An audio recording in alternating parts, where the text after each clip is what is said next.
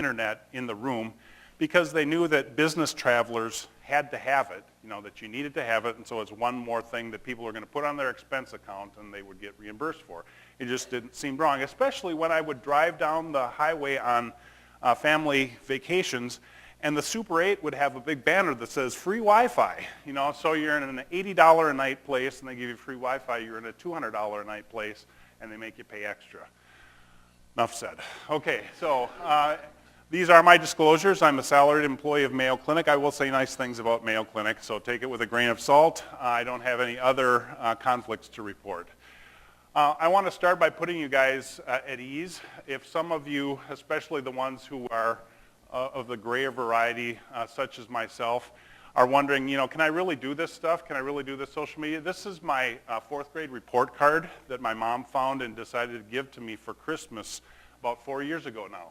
So this is what Mrs. Jones had to say about me back in my fourth grade mid-year report. At the beginning, she starts, Lee's work has been average this period in all areas. So if you're familiar with Garrison Keillor and Lake Wobegon, where everybody is above average, this was before that time. At the bottom here it says Lee has difficulty keeping track of his papers. Occasionally he's late handing in assigned work. When we clean his desk, it's amazing what we find. So we're talking serious elementary school mediocrity, okay, so not super overachiever or anything. This next slide is a bonus one that I threw in. That's my sort of my career arc, such as it is. And I start with that first bullet point. First of all, because BS and political science just go together. But then secondly, that is my highest degree of educational attainment. My highest education is a BS in political science. And so in many of the presentations that I make, I am among the least educated people in the room. And I just want to emphasize that using these tools doesn't take a whole lot of advanced training. I wouldn't suggest that most people drop out of Stanford to, actually go through Stanford, get your degree. That's a good plan, like that person that Pat mentioned earlier. But what is required is what I like to call the MacGyver mindset. Think like MacGyver, try to be creative, really deeply understand the tools, and then figure out how you can combine them to accomplish what you need to do. The rest of this is my history at Mayo Clinic. I started there in 2000. We'll get into maybe a little bit of that history a little bit later, but the point is that these aren't just shiny new toys to play with. These are tools. These are powerful communication tools, and the reason we have a Center for Social Media at Mayo Clinic is because our leaders have recognized that these are tools that have application to help make healthcare better. So, a little bit about Mayo Clinic. We sort of have a love-hate relationship with the U.S. News and World Report honor roll. This is the first year that Mayo Clinic has been #1 on that list. We went about 20 years in a row where we were #2 to Johns Hopkins. But yet, if you surveyed people, where's the best place to go for healthcare? Mayo Clinic would show up #1, and so it felt weird. We didn't really want to trumpet or anything. We're #2 when they thought we were #1. How weird is that? But this is that U.S. News honor roll. You see Mayo Clinic there. And this is from Sesame Street days. Any of you familiar? One of these things is not like the others. We are that one if you look at the metropolitan area. So our pilots were joking. I rode to the hotel last night with the pilots joking about the size of Evansville and what's there to do in Evansville. I just want you to know Rochester, Minnesota is about half the size of Evansville, okay? And yet we have a hospital that is ranked in the top 10 in the country, according to U.S. News. So you might wonder, so what is it that Rochester has that all these larger communities don't? What is the distinctive factor that causes people to come from every U.S. state, from 140 countries every year? And the answer is not that we have the world's largest corncob-shaped water tower. It is true, we do have this water tower. And that's what Rochester would be known for if it wasn't for Mayo Clinic. Also, we have wonderful weather. This is actually last winter. This is a picture I took in January last year. Some of you may have seen this because you may get cold enough to have this, but if you've ever seen, these are what's called sun dogs. So that's when it gets to be about 10 degrees below zero. You'll see ice crystals on either side of the sun that look like sun mirrors. We call them sun dogs. So little thing, bonus thing you never thought you'd learn in this presentation. But this is our state motto: come for the culture, stay because your car won't start. Mayo Clinic got its start 151 years ago. Dr. William Worrell Mayo, who had been a Civil War doctor, giving physical exams to soldiers going in on the north side, moved to Rochester, Minnesota, and set up a practice. About 19 years later, there was a tornado that came through town, just devastated. This is not an actual picture from that. This is from The Wizard of Oz. But it devastated the town, and Mother Alfred Mose, who was a Franciscan nun, came to Dr. Mayo and said, "The sisters and I will build a hospital if you and your sons will staff it." And that sounds like a great deal, but hospitals really weren't popular at that time. Actually, they were considered the place where you went to die, okay? Because more people, you talk about hospital-acquired infections now, more people died of the infection post-surgery than of the disease that got them in the first place. But with the aid of some very fastidious Franciscan scrub nurses who were, you might say, anal about it, very rigorous in doing their aseptic surgical techniques, they saw their surgical mortality or their post-surgical mortality go way, way down. And as a result, people lived to tell about their story of being at Mayo Clinic. And that led to essentially over 100 years of word of mouth. People being understandably excited about having survived and going home and telling their friends. So Dr. Will and Dr. Charlie were what I like to call our first social networkers. They were both surgeons. One would stay home and take care of the practice. The other one would go travel and teach and learn, and then they'd switch places. There was one example where, I did a presentation in Sweden in 2010. It was the 80th anniversary of Dr. Will having been there. Now, I was able to get there in one overnight. For them, it was travel by train to the coast and then take a boat. And I know I'm saying it like a Minnesotan, take a boat to Europe. So they had this crazy. I shouldn't say that our founders were crazy. They had this great dedication to outreach. They knew that if they were going to provide the best care to their patients, they needed to learn from others, and they felt an obligation to also teach and to share with others. Dr. Will did a presentation in Chicago to he was kind of the boy wonder surgeon, and he was talking about something about having done 30 gallbladder removals, and the people in the audience said, "Shut up." Well, they didn't talk like that back then, but they expressed their disbelief in the culturally appropriate form of the time. He said, "Well, come see."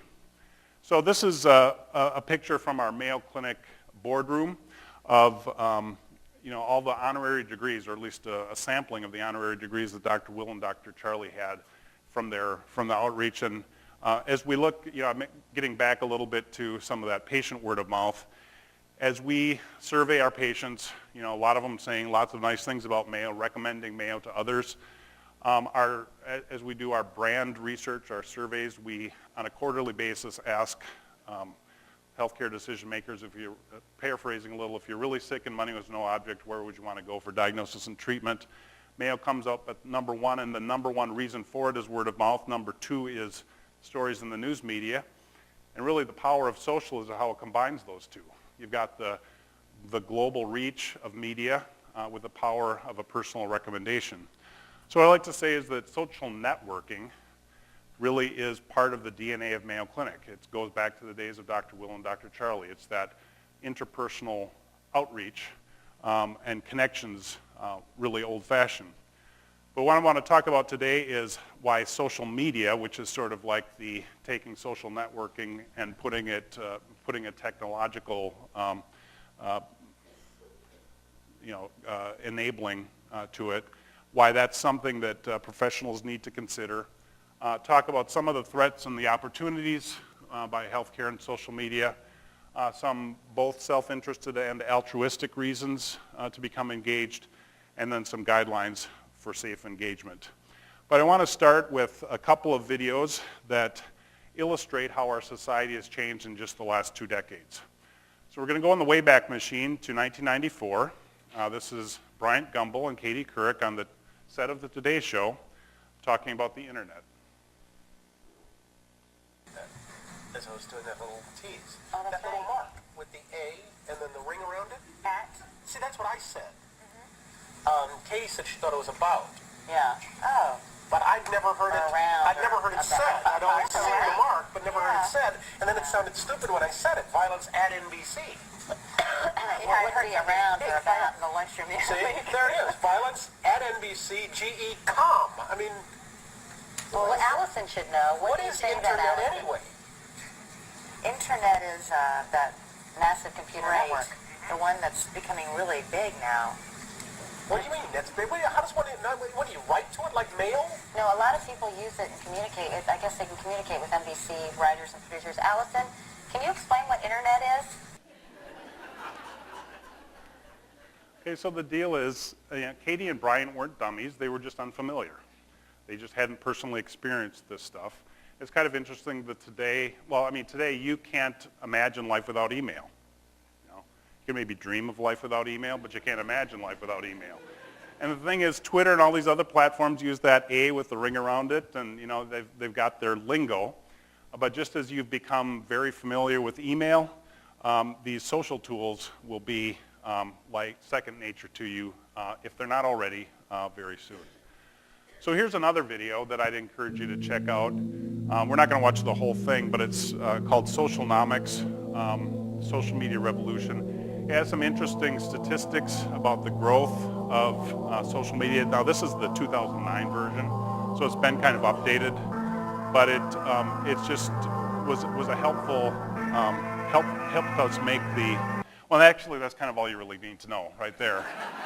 That if that's true, and it is, then it's something that we need to be taking seriously. And just in case you need some additional, more updated statistics, kind of the money one right down here is if you got 7 out of 10 online adults have a social networking account, then if you are dealing with the broad base of consumers and patients, then it's really incumbent, according to the Pew Internet American Life Project, for healthcare professionals to be engaged. So the title of this talk is actually taken from a talk that I did for our professionalism conference at Mayo Clinic, and they gave me the title, which was the role of professionalism. Actually, it wasn't the role of professionalism in social media, the role of making the case for social media in professionalism. So obviously, the other way, making the case for professionalism in social media, well, that's not controversial, okay? Of course you should be professional in social media, and especially the way people tend to think of professionalism as the absence of unprofessionalism, okay? Don't do stupid things online. But actually the more provocative case that I hope to make is that there really is a case, there's an obligation for medical professionals to get engaged in social media because that's where the patients are, and if we want to make a difference for patients, we need to be there too. So one of the things that people want to talk about some of the self-interested reasons for being engaged in social media. One is to consider what patients, if you are a healthcare provider, what they find when they Google you. And there was this interesting trend, this was from a few years ago too, where there was this article in USA Today that some doctors had gotten the bright idea that they should have their patients sign a waiver form before they go in for care, or actually sign a pledge that they wouldn't discuss anything about their visit in online social networks. That's a real trust builder, to say, I'm not saying that anything bad is going to happen, but just in case, I don't want you to talk online about it. So that's not helpful. This is actually the approach we like to take. This is from my friend Andy Cernovitz. The solution to pollution is dilution. If you're concerned about the information that's showing up online about you as a healthcare provider, be there yourself. So some of the things we recommend for doctors is to claim their profile on Doximity.com, which gives a public face, has a public profile too. Create a LinkedIn account, create a Twitter account, upload an introductory YouTube video so that patients can start to build some rapport and actually can break down some of that distance that is so often there. Here's one example of one of our physicians who's done a great job with these introductory videos. So Dr. Ruben Mesa is a blood cancer specialist, now in our Arizona practice. But before he left Rochester, he did this 10.5-minute video on myelofibrosis, which is a type of blood cancer. And I will confess to you that I've not watched this video in its entirety, because it's 10.5 minutes long, and it's about a blood cancer that I don't have. But the right 14,000 people have seen this. Okay, it's gotten shared within the social networks of online support groups for patients with myelofibrosis. This is an email that I got from him about a year after he left to go down to our Arizona practice. I can let you read it for yourself, but essentially he's saying just about everybody who comes to me from out of state is mentioning these YouTube videos, and that it's playing a role in them deciding that they read, they see, well, he seems like a nice guy, and actually he knows what he's talking about. He's also using this in his practice, because when you get diagnosed with, for people that he's seeing for the first time, when you get diagnosed with a blood cancer, you tend to shut down, and you really can't, really take in what's coming at you. In his case, he's saying, here's this link. You're going to forget a lot of what I told you, but go watch it. And it helps them to also then share with their family members and family friends what they're going through and kind of what the prognosis is. We went and took a look back over, just sort of recently to look at what this did to patient volumes, unique patients with myelofibrosis in our Florida campus versus Arizona. Again, he went to Arizona, and when he went to Arizona, the practice there was actually a little bit smaller than our Florida campus. So we're in Jacksonville and Scottsdale as well as Rochester, Minnesota. So if you don't want the snow version of Mayo Clinic, you can go to one of those southern ones. But as you see, 130% increase in unique patient appointments, unique patients seen, and actually the practice that was a little bit smaller back in 2008 has now become larger. So we have done this video. This is my physician partner in our Center for Social Media. Dr. Faris Tamimi is our medical director. He has a sliver of dedicated time to be able to use for this as well. We've done some online training about professionalism in healthcare. And some of what I'm going to be talking about now is actually coming from some of the points that he's made, because he's the one that knows about healthcare professionalism more than I do. When you look at the definition of professionalism, the American College of Healthcare Executives, just emphasizes here a responsibility to the patient and community. And that's where we get to the fact that if 7 out of 10 patients are online, if you're going to have a responsibility to the community, you need to be where they are. AAMC talks about that professionals respond to societal needs and their behaviors reflect a social contract with the communities served. Healthcare professionals, evince core humanistic values, exercise accountability for themselves and their colleagues, and demonstrate a continued commitment to excellence. 3 major kinds of breaches or potential breaches of professionalism: the legal departure, it's internet prescribing without an established relationship, ethical departure, derogatory comments on a social media platform, practice departure, potential patient privacy violations. If you just take out the words related to internet, those are the same kinds of professionalism breaches that happened before the social media era, before the internet era. So there really isn't anything new. The potential of social networking and social media platforms is just to broadcast those violations to a larger audience, such as this case, picture taken, tweeted from the ER, giving the hashtag ERtards. So that's offensive on a lot of different fronts, I guess. A picture of someone who used Gorilla Glue on their hand. Bad deal. Another one, a doctor tweeting, "Why didn't you get your depo shot?" Patient, "My boyfriend wasn't there to hold my hand," hashtag pregnant, hashtag stupid. These are not the kind of things that make patients feel that they're respected by their providers. Here's another one, Dr. Brian Vardabedian, who's on our advisory board for the Center for Social Media, did this post about an ER doctor with a Twitter handle, Mommy Doc, who tweeted about her experience with a patient who came in with the problem that they warn you about having with Viagra for more than 4 hours and all that kind of stuff. And there was some sort of racy conversation, and there was a significant discussion there about what the, what was professional or not. But so those are sort of like, don't do those bad things. I mean, that sort of should go without saying, but we said it. But there is actually a cost of not getting engaged. So some people might say, well, the safest thing then is just to, have medical professionals stay out of the space. But there actually is a cost of not being engaged. And it shows up nowhere more clearly than with the example of pertussis. So the DTP vaccine was introduced around 1950, and in 1950, there were about 120,000 cases of whooping cough, of pertussis. That went down to 6,800 by 1965, and for the next 37 years, there were never more than 10,000 cases a year. And here's what's happening now.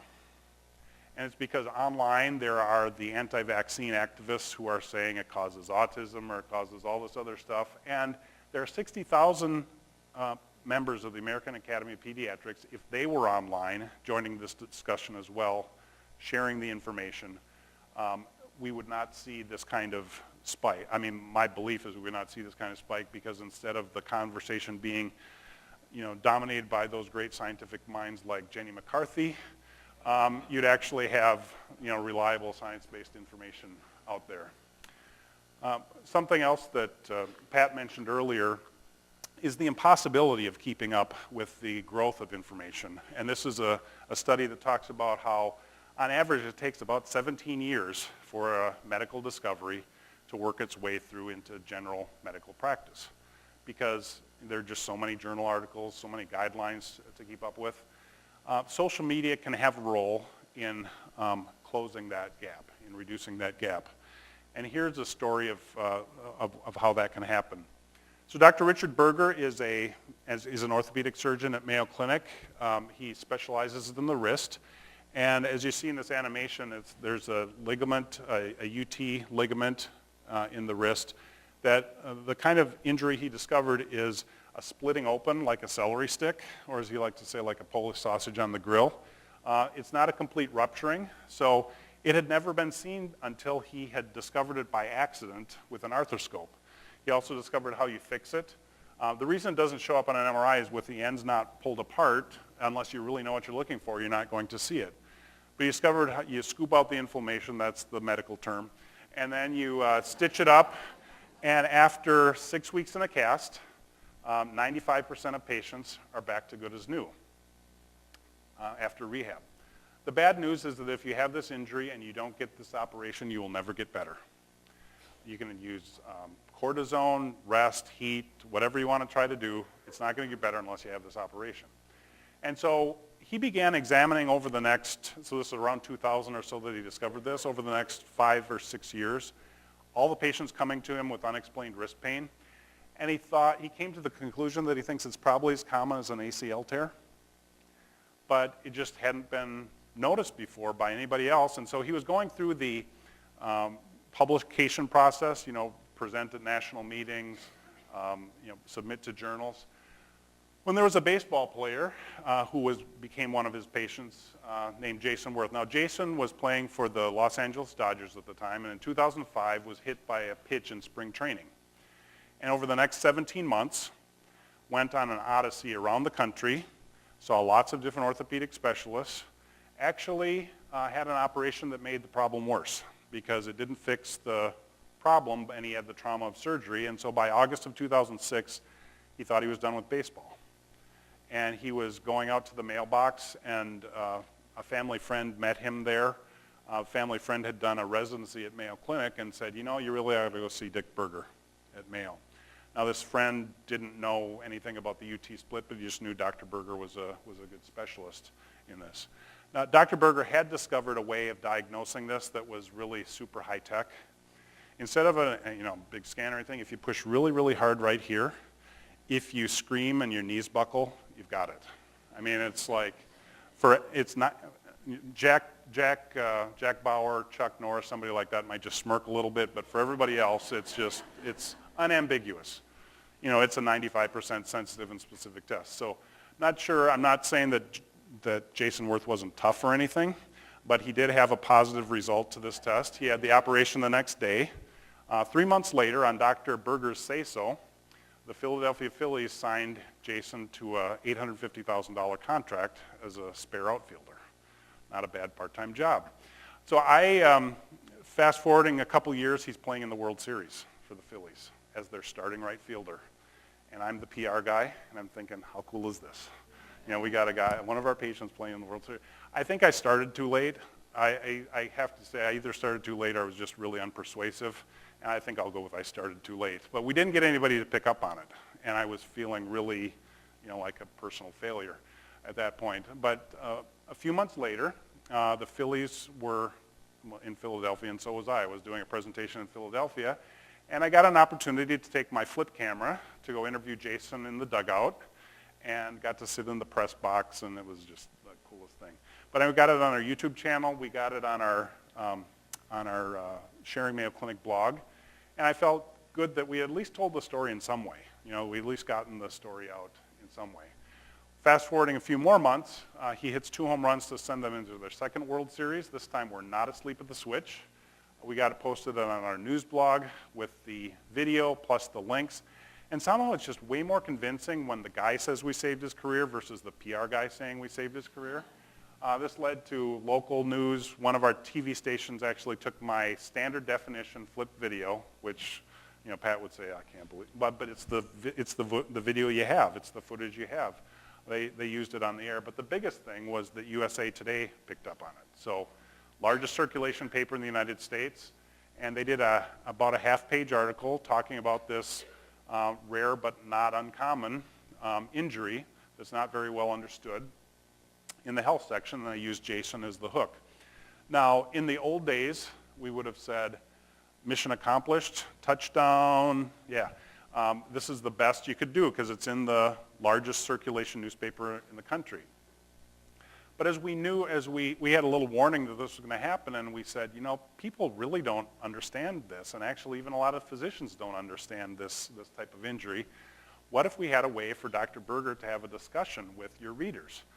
So we said, let's do a Twitter chat.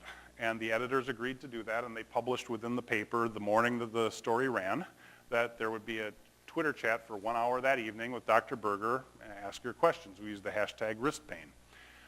So fast forwarding a few more months, I saw this blog post from a young woman named Erin Turner from Washington, D.C. And the first line of her blog post says, when I arrived at Mayo Clinic in Rochester, Minnesota a few weeks ago, I was asked who referred you to us. My answer was not traditional, Twitter. So she had participated in that Twitter chat. Now we had posted the video of how you diagnose this. We had posted the list of everybody that Dr. Berger had trained because we fundamentally just wanted people to be able to get care. But she said, you know, I got some frequent flyer miles. I'd like to go see the guy that discovered this. But anyway, what she says in this post is she was 28 years old. She had had this problem for 5 years. She couldn't open a spaghetti sauce jar. She couldn't pour water from a Brita water pitcher. And at normal life expectancy was looking at 5 decades of that, never getting better.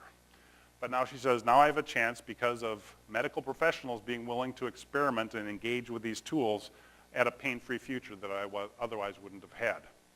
A couple months later, the Phillies opened their season in Washington, D.C., playing against the Nationals. We arranged for Jason to get to meet, actually it was more like, you know, Aaron got to meet Jason, and to say thanks. USA Today just happened to be there as well. We arranged for that too. They were able to compare scars and had a lot of fun with that. But this is the email that I got from Dr. Berger a few months after that, and I'll kind of skip down to the bottom.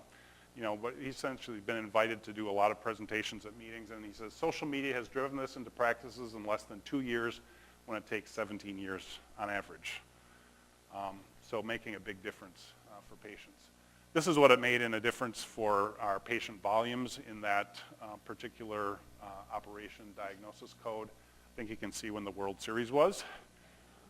And then 4 years ago, last month, Jason signed what was then the 13th richest contract in the history of Major League Baseball to begin a new career, or with a new team with the Washington Nationals. I would like to inform you that our Department of Development has been in touch. So, anyway, so we recommend within the Mayo Clinic Center for Social Media, we really say there's a balanced approach to professionalism that's needed. It's not just avoiding the bad, it's not just avoiding faux pas, that's a negative definition. That's more than the absence of unprofessional conduct, and that professionals have an obligation to engage appropriately with, on behalf of those that they serve. On our Sharing Mayo Clinic blog, we've published our guidelines for our Mayo Clinic employees, and so we want to help our staff be able to engage appropriately and use these tools for their mission. So my job used to be to get stories, to spread news about Mayo Clinic through the traditional media.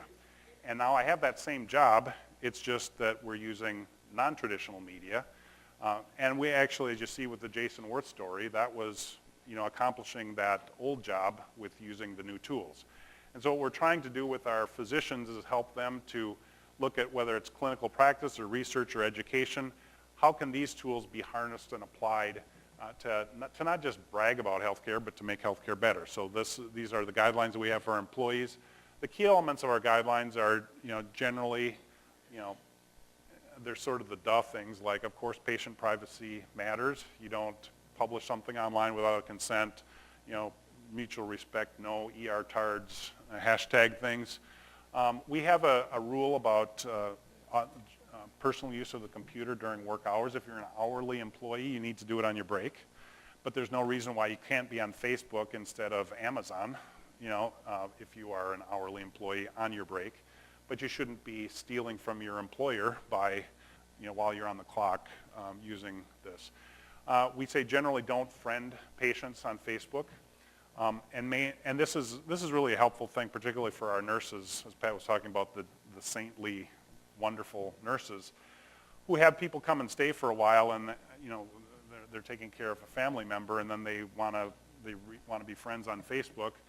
And we don't want our nurses to feel obligated, like they have to make that personal. They should be able to have that professional relationship, and so it gives them a convenient way out. Now, we do have a rule. It's not a rule, but just a guidance that, if you would break bread with somebody, if you'd have them over for dinner, yeah, or if you have a pre-existing relationship, friendship, it's okay. It's not like we say thou shalt not, but we just say generally you probably shouldn't. And then just remembering the front page rule that if you put it online, it could go on the front page, and don't put anything there that you'd be embarrassed about. So the guidelines are necessary but not sufficient in the presentation, and I think you have a copy or have access to it. But if you were just to search for Social at Mayo, this is our training video. So it's one thing to have the guidelines, it's another thing to have employees understand them. So that's part of our educational role. It's also why we have our Center for Social Media. As I mentioned, it's to help drive the application of these tools throughout the healthcare enterprise, starting at Mayo Clinic, but we also want to help our colleagues in healthcare elsewhere. Our mission is to lead the social media revolution in healthcare on behalf of patients. We see ourselves as a catalyst. Our job is I was a chemistry minor in college, so I know just enough chemistry to be dangerous, to reduce the activation energy, okay? There are a lot of people who would like to be able to apply these tools, and hopefully by some of the pathways that we're creating, we can make it easier for them. We also created the Social Media Health Network as a way for organizations outside of Mayo to join with us to learn together about using these tools, and so we have dues-paying members and individual members and student memberships and all that. You can get a free guest account, so if you'd like to explore, we'd encourage you to do that. Wanted to close with a couple quick examples of some things we've got going. We just started a campaign earlier this week with a group called Fight Colorectal Cancer. It's about colorectal cancer screening. They created this, their idea was a strong arm selfie that you take a picture of yourself like this. I should do it right now. Yeah. Anyway, with the hashtag strong arm selfie, Bayer Healthcare is donating $1 for every photo up to 25,000 that are out this way. But the main point is that Colorectal cancer is probably the most preventable cancer there is, that if you follow the proper screening, it is preventable by removing the polyps if they're discovered. I have a personal stake in this. A family friend was a classmate of mine and just was diagnosed last month with stage 4 colorectal cancer. That's metastasized. I guess that's the definition of stage 4. He's got 2 to 5 years, and it's not to heap, oh, you should have gotten screened. So I said it's mostly preventable. To the extent that we can help spread the word with this and encourage people to get screened, that's part of what we're wanting to do in the Center for Social Media, is to come alongside these other organizations that are doing good things, and to help promote those. We have our Social Media Week at Mayo Clinic coming up in June that includes some of our in-person training as well as presentations. And then we also just announced this week, so if you've always wanted to go to Australia, this is your chance. We're doing a conference in September in Brisbane with one of our colleagues. So here are some tweetable truths on healthcare professionalism and social media. The first is social media tools don't cause bad behavior or don't cause lapses in professionalism, but they can broadcast them to a wider audience. Second, these tools are being used to discuss medically related issues, and the absence of professionals diminishes the conversation quality. Think in this case the vaccination thing. That medical professionals can use social tools like any other instruments for positive purposes, and this is kind of my favorite one. We trust physicians with sharp instruments and narcotics. With proper training, they can handle Facebook and Twitter too. So this is what this is my contact information. I actually, next in the breakout sessions, I'm going to be doing a session about how Twitter is social media's gateway drug. And so if some of you attend that, that'd be great. Otherwise, this is my other contact information, and I'm not sure how much time I have, whether we have time for questions. We have an opportunity for questions. Okay, I'm the great. mic runner, just in case you want to know. Anybody? Raise your hand. I'm pretty fast. Good. Great presentation, and I love the selfie idea for colorectal cancer, and it reminds me, of course, of the Als Bucket Challenge. Did you come up with this? Because finding something that's easy to do and kind of a little fun is a challenge. Yeah, so would everybody promise not to tweet the next thing I'm going to say? Can we say, okay. We have a doctor who's a real baseball fan, and his idea last year was pitch for prevention. We did an event with the Minnesota Twins, and his thought was, we could get Little League baseball teams to do like pitch-a-thons to raise awareness for, it's like, okay, first of all, you gotta get people with a baseball glove and a baseball, and it's just like there's all these extra things, but everybody has a phone. Yeah, and so, we looked at some of the characteristics with the ALS Ice Bucket Challenge. In this case, we're not trying to shame people into giving $100 instead of being doused with freezing cold water. But it's following some of the same principles. We also have, who here has heard of Craig Campbell? Country music. Okay, so I hadn't, but he's really good. And he's got a couple songs that have been in the top 20 anyway, I guess, on the country charts. And his dad died of colon cancer when he was 11. And so he's written a special anthem, special song for this. And we're producing a video that will have some of these strong arm selfies in it as the cover images. And we're going to come up with some creative things around that as well. Kind of like the pink glove dance, if any of you had heard of that before, where there was a surgical glove company that did a breast cancer awareness thing where they had people in the hospital dancing around with pink gloves, which just isn't us, okay? We're not that kind.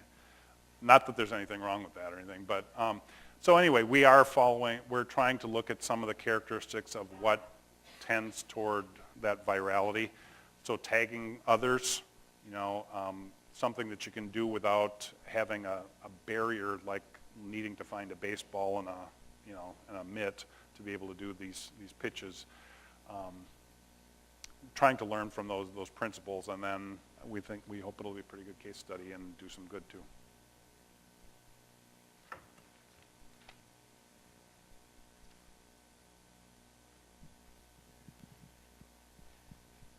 So I have a question around, so you're responsible for, it sounds like, social media and then also PR and my background, I come from kind of the world of retail analytics originally.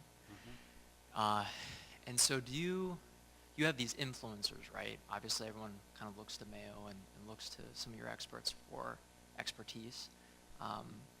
Do you today, if you're at liberty to share, do you segment your population or your patient population and then kind of designate your different experts as influencers over those segments? I mean, clearly if I had a certain disease state, I would look to maybe one of your influencers as, on social media, on YouTube, Twitter, things like that. Well, there are some ways, through through the Simpler, if you go to the simpler.com, the healthcare hashtag project, there are conversations that are occurring already out there around various diseases with different hashtags. And you can actually see who some of the influencers are there by the people who are most active on the hashtag, the people that are retweeted the most and, have the most influence. What we're really, we're kind of, we're not getting that precise with it. What we're doing is we're trying to find people within our organization who have a story to tell and have a mission that they want to accomplish, and we want to help them use these tools to do that. And so what it might mean taking a flip camera and having them talk for 5 minutes about their research, and then we'll post it on our YouTube channel and probably embed it within a blog post and we'll tweet it out and we'll try to put the right hashtags on it so that it gets found. And then we kind of let the community use that as a resource, and some of them, some of our doctors are like, so Dr. Limburg, so I mentioned the doctor who's the baseball guy, the real baseball fan. So he's got the connection with Fight Colorectal Cancer. He's on their board of advisors and wanted to do something with them, and that's what the pitch for prevention was last year. And as we thought about it, we said this could be a way that we could actually, instead of doing some separate special thing with us, let's do what their thing is and let's push along and help. We want to be there to give the training so that our people can be confident and engaging and not feel like they're going to mess up.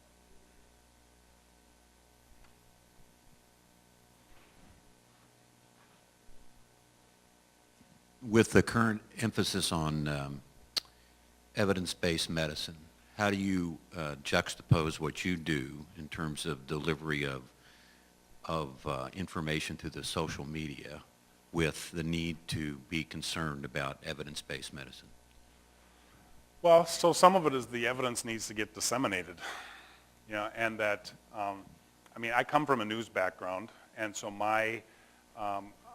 when we were doing news releases previously, we would do stories about journal articles, things being published in peer-reviewed journals, which was your evidence-based, factor. That's still a big part of what we're, pushing out there and promoting, but we're also on the sort of the practice-built general education sense. We're not having 3 people review, 3 medical editors review every tweet, for instance, but we are given guidelines by our legal department and in terms of what kind of things we can say. And it's always this is a discussion starter with your physician, that I think an awful lot of people went in with that USA Today article to their doctor to say, do you think this could be what's wrong with my wrist? And then here's this link to Dr. Berger sort of showing how you diagnose it. That evidence had been published in journals, but there were still an awful lot of people not being able to take advantage of the information. And so when I think about the NuvaRing thing that Pat mentioned earlier, getting more people online and spreading the word about that is, in a way of getting the evidence disseminated. Any other questions?